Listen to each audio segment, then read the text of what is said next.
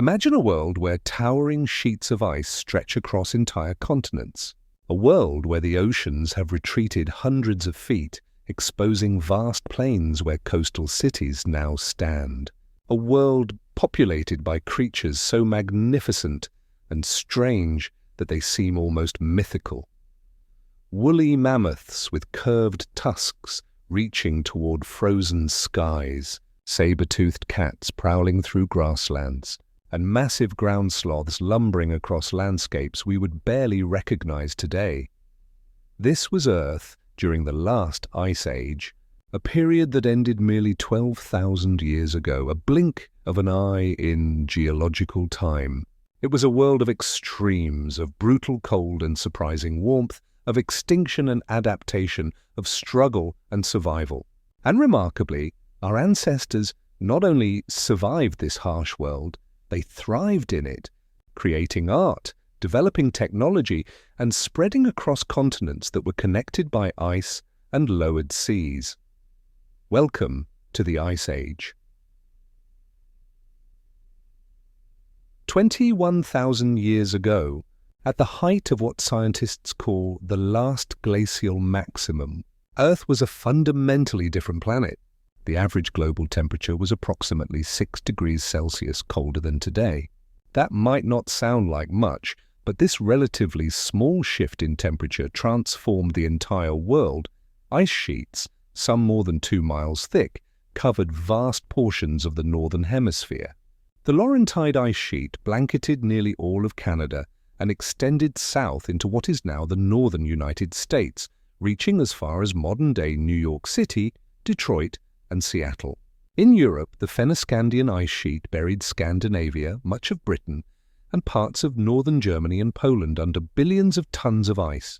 These weren't just larger versions of today's glaciers, they were continental-scale ice masses that radically reshaped the land beneath them, carving valleys, depositing enormous boulders, and completely obliterating any trace of what had existed before.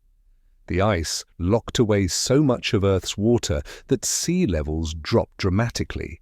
The oceans stood approximately 125 meters lower than they do today. That's roughly the height of a 40-story building. This dramatic drop exposed the continental shelves, creating entirely new land masses. The English Channel was dry land, connecting Britain to mainland Europe. A vast territory called Beringia linked Asia to North America, allowing both animals and humans to walk between continents. Indonesia, Malaysia, and many Pacific islands were connected in a massive landmass. Australia, New Guinea, and Tasmania formed a single continent that scientists call Sahul. These land bridges weren't narrow strips of beach. Beringia, for instance, was a subcontinent unto itself, stretching for over 1,000 miles between Siberia and Alaska. It was a cold but productive landscape of grasslands and tundra, home to diverse communities of Ice Age animals and the humans who hunted them. But the Ice Age world wasn't uniformly cold. While ice sheets dominated the high latitudes, the middle and low latitudes experienced varied climates. Some regions that are deserts today were wetter during the Ice Age. Others became even more arid as the cold atmosphere held less moisture. The Sahara Desert was particularly dry during glacial periods, expanding far beyond its current boundaries. Meanwhile, parts of what is now the Middle East and Mediterranean were cooler and wetter, supporting different vegetation than today. The atmosphere itself was different. Carbon dioxide levels were roughly 30% lower than pre-industrial levels, contributing to the cooler climate. The lower sea levels and exposed continental shelves affected ocean currents, changing weather patterns worldwide. Winds were generally stronger and more intense. Dust storms were common in many regions, as glacial grinding created vast quantities of fine sediment that the wind could easily pick up and carry thousands of miles.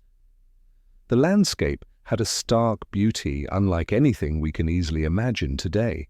In the regions bordering the ice sheets, the terrain was tundra, treeless, windswept plains where only hardy grasses, sedges, mosses, and small shrubs could survive. During the brief summer months, these tundra regions would burst into life with wildflowers, providing crucial nutrition for the herbivores that had survived the winter. But for most of the year, these landscapes were harsh and demanding, with temperatures regularly plunging far below freezing and the wind chill making conditions even more brutal. South of the tundra zones, in the middle latitudes, stretched the Mammoth Steppe, sometimes called the Mammoth Steppe or steppe tundra. This ecosystem has no modern equivalent. It was a vast grassland that extended from Western Europe across Siberia and into Alaska and Canada. Unlike modern steppes or modern tundra, the Mammoth Steppe was remarkably productive, supporting enormous numbers of large herbivores. Scientists still debate exactly how this ecosystem functioned, but it seems to have been maintained partly by the grazing animals themselves, whose feeding and trampling prevented the growth of trees and shrubs, maintaining open grassland. The plant life of the Ice Age was a mix of familiar and extinct species. In the Mammoth Steppe, tough grasses and sedges dominated, plants that could survive extreme cold, short growing seasons, and heavy grazing pressure. Willow and birch trees, stunted by the cold, formed low shrubs rather than tall trees. Farther south, in regions that escaped both ice sheets and extreme cold, forests still existed, but their composition was different from today.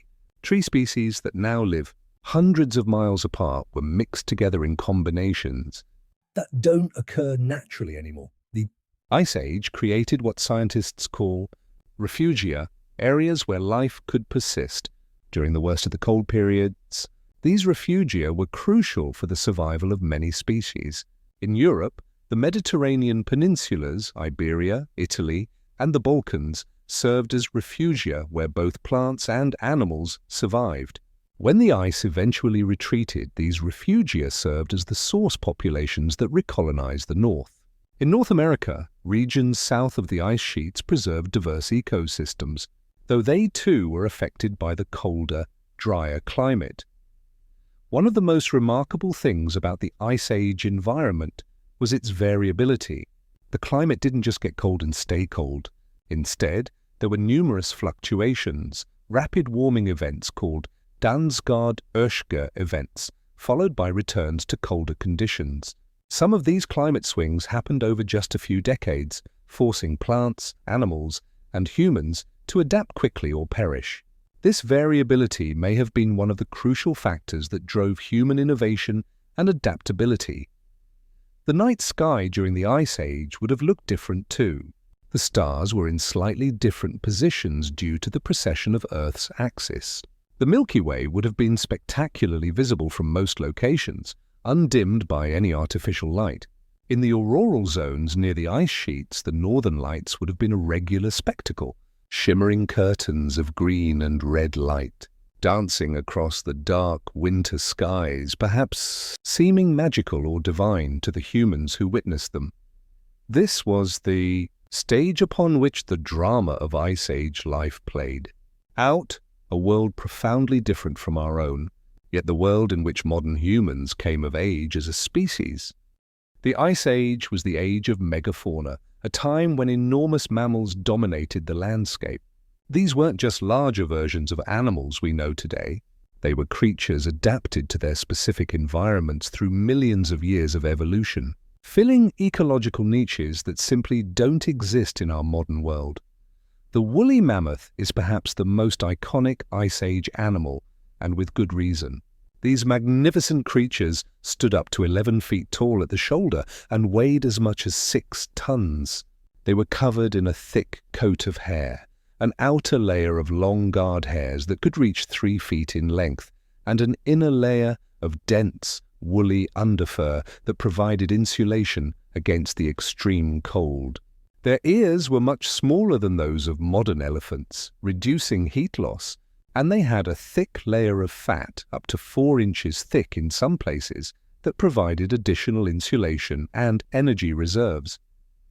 The mammoth's most distinctive features were its enormous curved tusks, which could grow to 16 feet in length and weigh over 150 pounds each. These tusks weren't just for show. Male mammoths used them for fighting during the mating season, establishing dominance through displays and occasionally actual combat. Both males and females used their tusks as tools, sweeping away snow to reach the grass beneath, stripping bark from trees, and possibly breaking through ice to reach water. We know an extraordinary amount about woolly mammoths because some have been found preserved in the permafrost of Siberia and Alaska, frozen so completely that their flesh, hair, and even the contents of their stomachs remain intact. These frozen mammoths have taught us that they fed primarily on grasses and sedges, though they also ate flowering plants, shrubs, and mosses. One preserved mammoth, nicknamed Liuba, was a 1-month-old calf so well preserved that scientists could study her internal organs and even identify her last meal. But the mammoth wasn't alone on the mammoth steppe. It shared that vast grassland with an array of other giants. The woolly rhinoceros was similar in size to modern white rhinos, but covered in thick, reddish-brown hair and sporting a distinctive horn that could grow to over 4 feet long. These rhinos used their horns, much as mammoths used their tusks, to sweep snow away from the vegetation beneath. Cave paintings and frozen specimens show us that they had a distinctive hump on their shoulders, probably an adaptation for storing fat to survive the winter. Ground sloths were among the strangest of Ice Age creatures. In South and Central America and the southern parts of North America, these enormous animals lumbered through forests and grasslands. The largest species, Megatherium, could stand 20 feet tall when it reared up on its hind legs, using its powerful arms and hooked claws to pull down tree branches to feed on leaves. Despite their name and their relationship to modern tree sloths, ground sloths weren't particularly slow.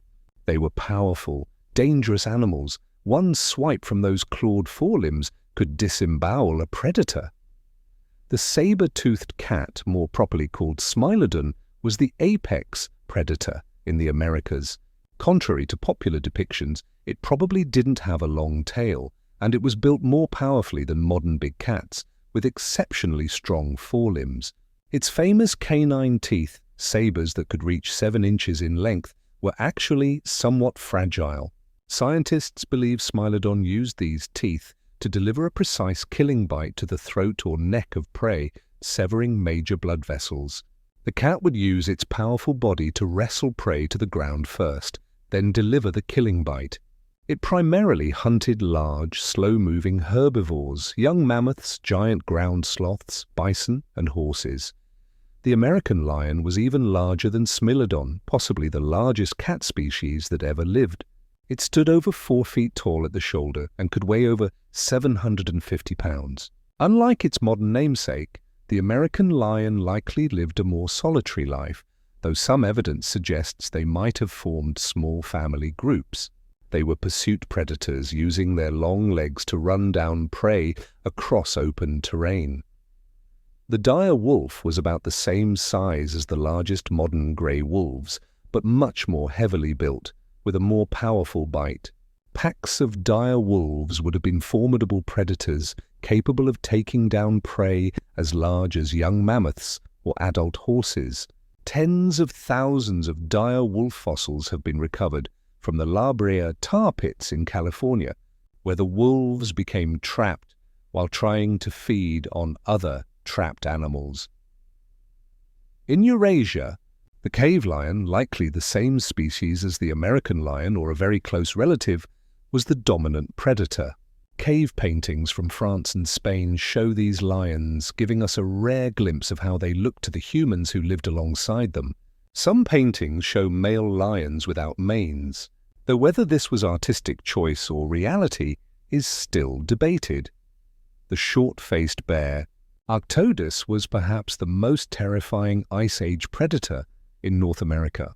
Standing 12 feet tall on its hind legs and possibly weighing a ton, it had long legs that gave it a massive stride and likely made it the fastest running bear that ever lived.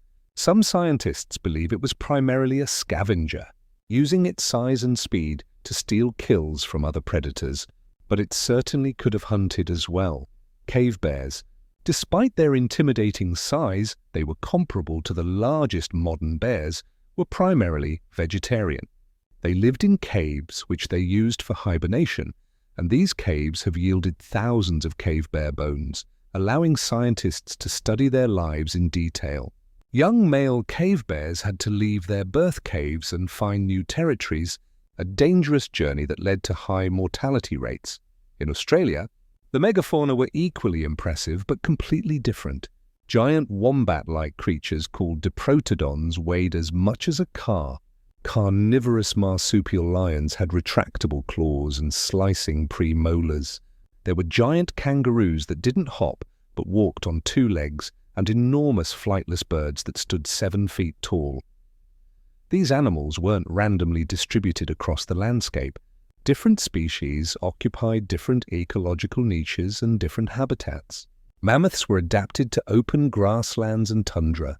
Mastodons, their cousins, preferred forested areas and fed primarily on tree branches and shrubs rather than grass. This difference in diet and habitat allowed both species to coexist in North America without directly competing for resources. Many Ice Age animals had seasonal migration patterns. Modern studies suggest that woolly mammoths moved north during the summer months when plants were growing actively, then returned south for the winter. Some populations may have made circular migrations of hundreds of miles.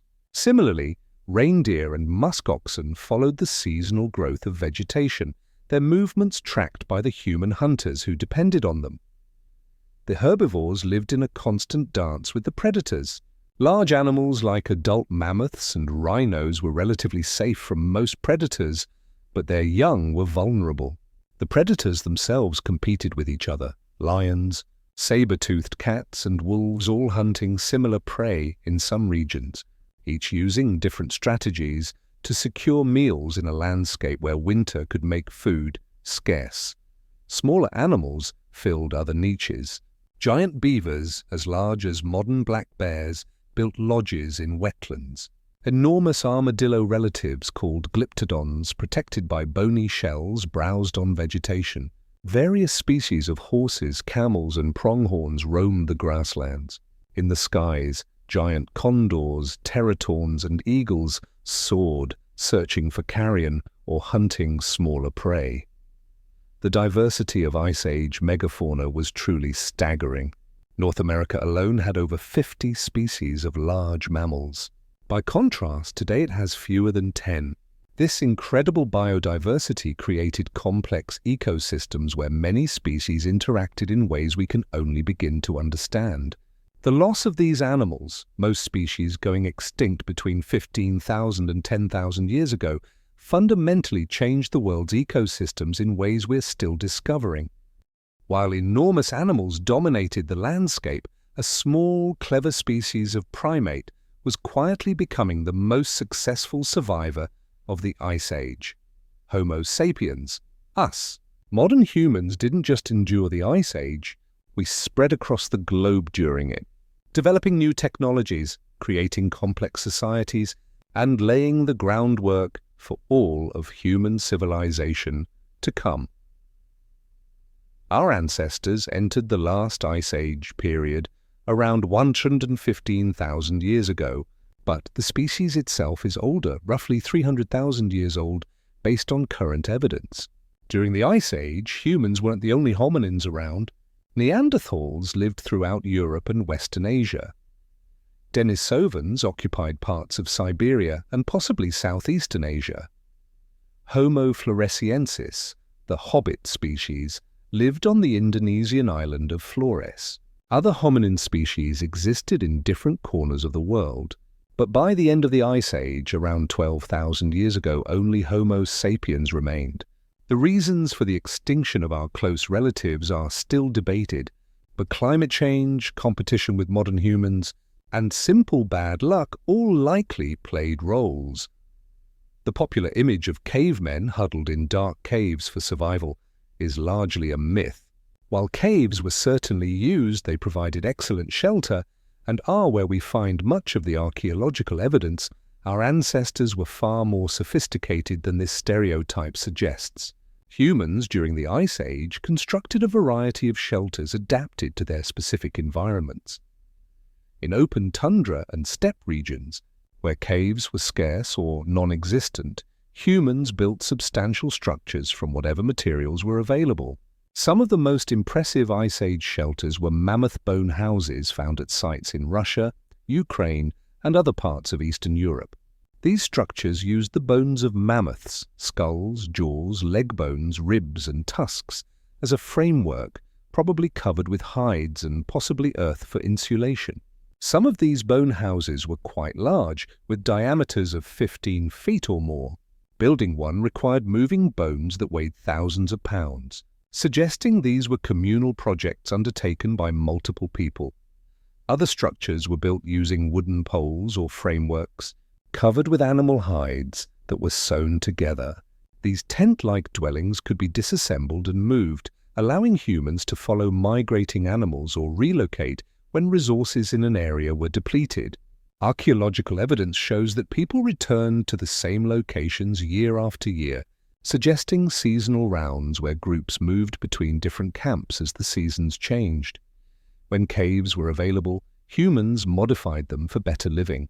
They built internal structures within caves, wooden or bone frameworks covered with hides, to create smaller, more easily heated spaces. They constructed windbreaks at cave entrances using piled stones and hides. Fire pits were carefully positioned to maximize heat and light while minimizing smoke. The back walls of some caves show evidence of having been darkened by smoke, but the main living areas were kept relatively clean. Fire was absolutely crucial for survival. It provided warmth in temperatures that could drop to 40 degrees Celsius or colder. It provided light during the long, dark winters at high latitudes. It cooked food, making it more digestible and safer to eat. It hardened wooden tools and helped process animal hides. And crucially, it kept predators at bay. A ring of fires around a camp could deter even the largest carnivores. Managing fire required skill and knowledge. Our ancestors had to know which materials made the best fuel, how to start fires in various conditions, and how to maintain them over long periods. Some groups likely kept fires burning continuously for months or even years, carefully banking coals overnight so they never had to restart from scratch. Others developed sophisticated tools for starting fires, striking flint against iron pyrite to create sparks, or using friction methods like bow drills. Clothing technology was equally important. Wearing clothing wasn't optional in Ice Age climates. It was a matter of survival. Archaeological and genetic evidence suggests that humans developed fitted, sewn clothing at least 40,000 years ago, and probably much earlier. This wasn't simple wrapping of hides around the body. It was tailored garments made from carefully prepared animal skins. The process of making clothes was elaborate. First, hides had to be removed from animals and cleaned of flesh and fat. Then they needed to be treated to make them supple and prevent rotting, a process called tanning. Ice Age people probably used a variety of methods: smoking hides, treating them with animal brains, which contain oils and enzymes that soften leather, or working them mechanically by scraping and flexing. Once prepared, the hides were cut and sewn together using bone needles and sinew thread. The stitching had to be tight enough to keep out wind and cold, but allow some flexibility of movement. Complete Ice Age clothing sets haven't survived. Leather and fur decay too quickly, but we can make educated guesses. Based on later examples and depictions in art, a fully dressed Ice Age person in a cold climate probably wore multiple layers. Inner garments against the skin, middle layers for insulation, and an outer layer for wind and water resistance. Footwear was crucial. Frostbite is deadly serious in extreme cold. Boots were likely made from animal hide and stuffed with dry grass or fur for insulation. Mittens were warmer than gloves. Hoods or fur hats protected the head and ears. Some evidence suggests people wore fur with the hair side in, directly against the skin, for maximum warmth. Diet during the Ice Age was heavily dependent on hunting, though plant foods were eaten when available.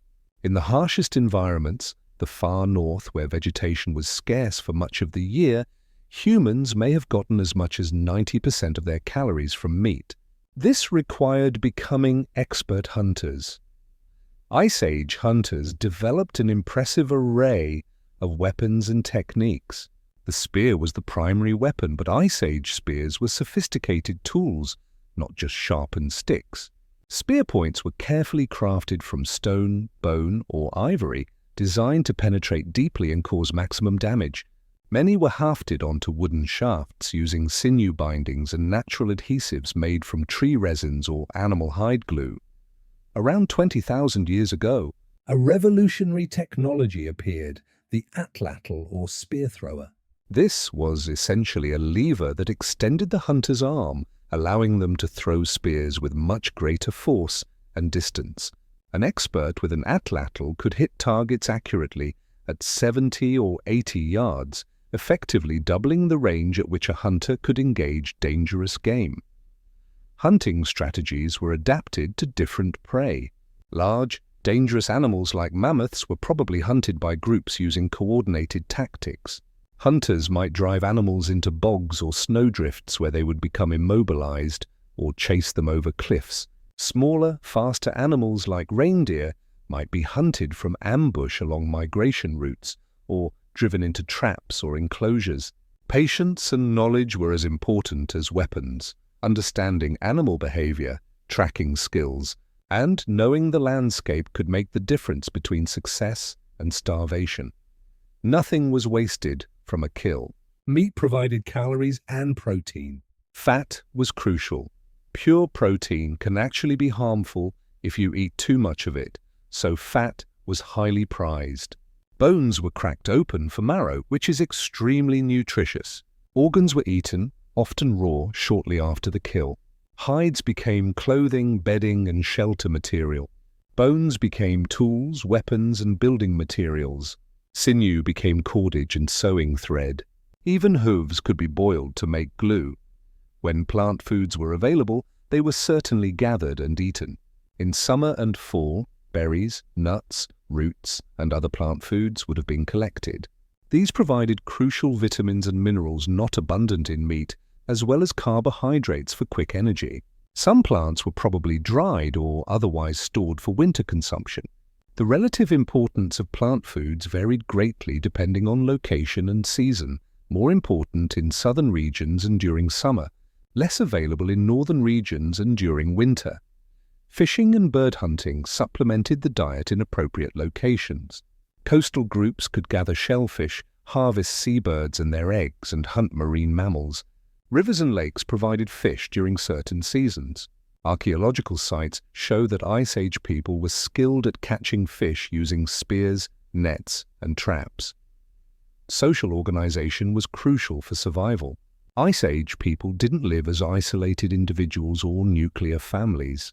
They formed bands, flexible groups typically consisting of several families, probably numbering between 25 and 100 people. These bands provided multiple advantages: more people to help with hunts, someone to tend fires and watch children while others were away, more eyes to watch for danger, and genetic diversity for mating. Bands weren't isolated either. They were part of larger networks of related groups who maintained contact, traded goods and information, and occasionally gathered for larger events. These larger networks meant that people could find mates outside their immediate group, reducing the risk of inbreeding. They could also share resources during times of hardship and spread innovations and information. Communication and information sharing were vital. Humans had language during the Ice Age. Exactly when language evolved is still debated, but certainly Ice Age humans had fully modern language capabilities. Humans also made portable art, carved figurines, decorated tools and weapons, beads and ornaments. The famous Venus figurines, small statuettes of women, often with exaggerated sexual characteristics, have been found across Europe and Siberia. Their exact purpose is unknown, but they clearly had significance to the people who made them. Music existed too. Bone flutes dating to over 40,000 years ago have been found in Europe. These aren't simple whistles, they're sophisticated musical instruments capable of producing recognizable melodies. Drums, rattles, and vocal music probably existed as well, though these leave no archaeological trace. The Ice Age was when humans developed the ability to live almost anywhere. We developed Arctic-specific adaptations that allowed us to thrive in conditions that would kill most mammals. We learned to construct effective shelters, make warm clothing, hunt dangerous animals, preserve food, and maintain social structures. All of this happened without written language, without metal tools, without agriculture. The resourcefulness, creativity, and determination of Ice Age humans laid the foundation for everything that came after. Chapter 4. Migration and Expansion. One of the most remarkable stories of the Ice Age is how humans spread across the globe, colonizing nearly every habitable environment on Earth. This expansion happened during some of the harshest conditions our species has ever faced, demonstrating human adaptability and determination. Modern humans evolved in Africa, and for most of our species' history, that's where we stayed. But starting around 70,000 to 100,000 years ago, groups of humans began leaving Africa, moving into the Middle East, and eventually spreading across the world. The Ice Age, with its lowered sea levels creating land bridges and its varied climates creating different ecological opportunities, actually facilitated this expansion in many ways. The route out of Africa most likely went through the Middle East, specifically the Sinai Peninsula and the Levant region. From there, humans spread in multiple directions. Some moved north and west into Europe. Others moved east across Asia. Still others followed the coastline south and east, eventually reaching Australia. The colonization of Europe wasn't a simple wave of migration. It happened in fits and starts, with populations expanding during warmer periods and contracting during colder ones. Humans had to compete with, and eventually outlast, the Neanderthals, who had lived in Europe for hundreds of thousands of years and were well adapted to Ice Age conditions. The interaction between modern humans and Neanderthals is one of the great stories of human evolution. We now know that they interbred. Most people today have some Neanderthal DNA, suggesting the relationship was complex, involving both competition and cooperation.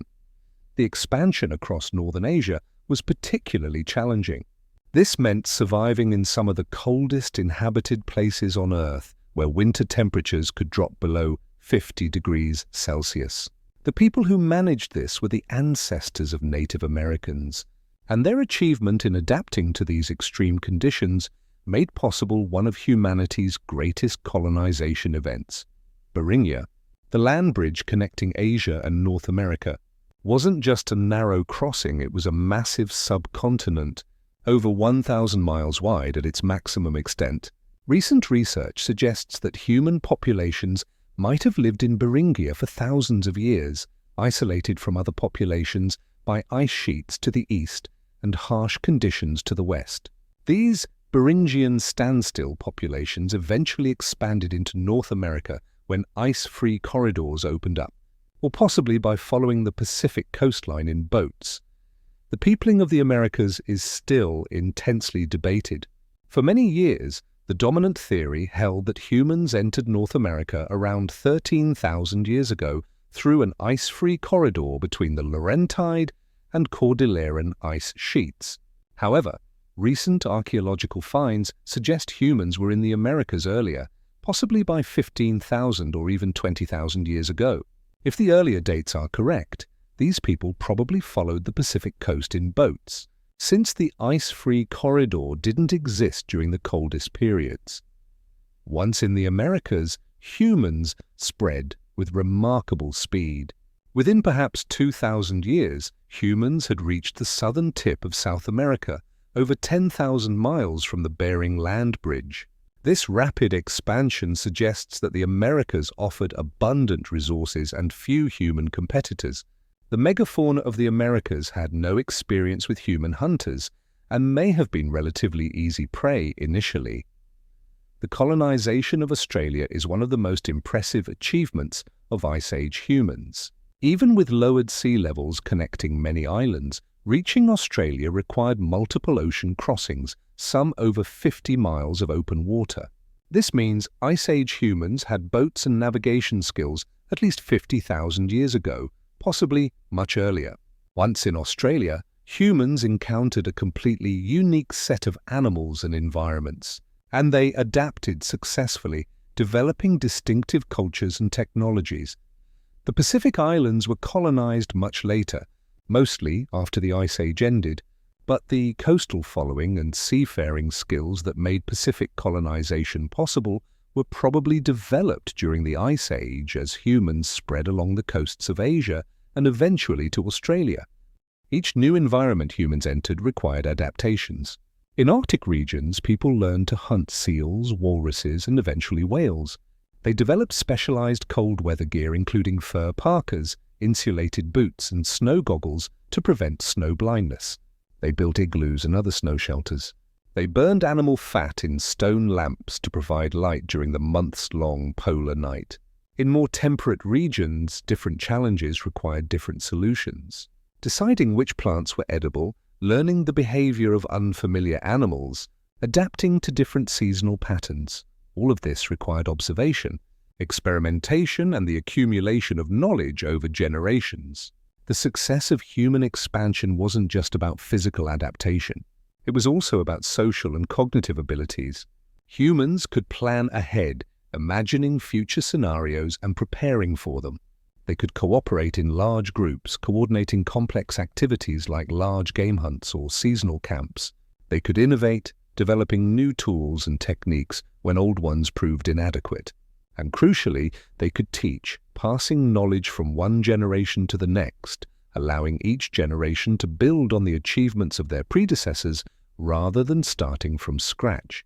This expansion around the world created the incredible diversity of human cultures we see today. Separated populations adapted to their local conditions, developing distinctive languages, customs, technologies, and physical characteristics. The genetic diversity of modern humans reflects these Ice Age migrations. Populations that separated tens of thousands of years ago developed distinct genetic signatures that geneticists can still detect today. But despite this diversity, all humans remained fundamentally one species. The differences between populations were and are relatively superficial. The basic biology, psychology, and cognitive capabilities are universal to all humans. The Ice Age expansion proved that humans can adapt to virtually any environment on Earth while remaining recognizably and fundamentally human.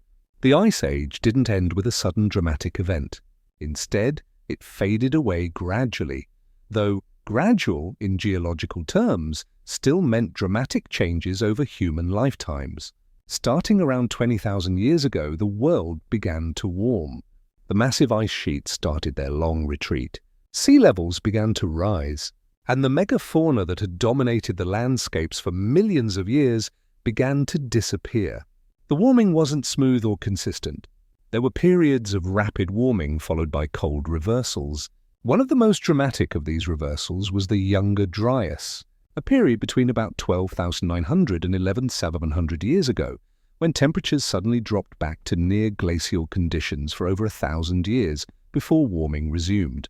The cause of the Younger Dryas is still debated.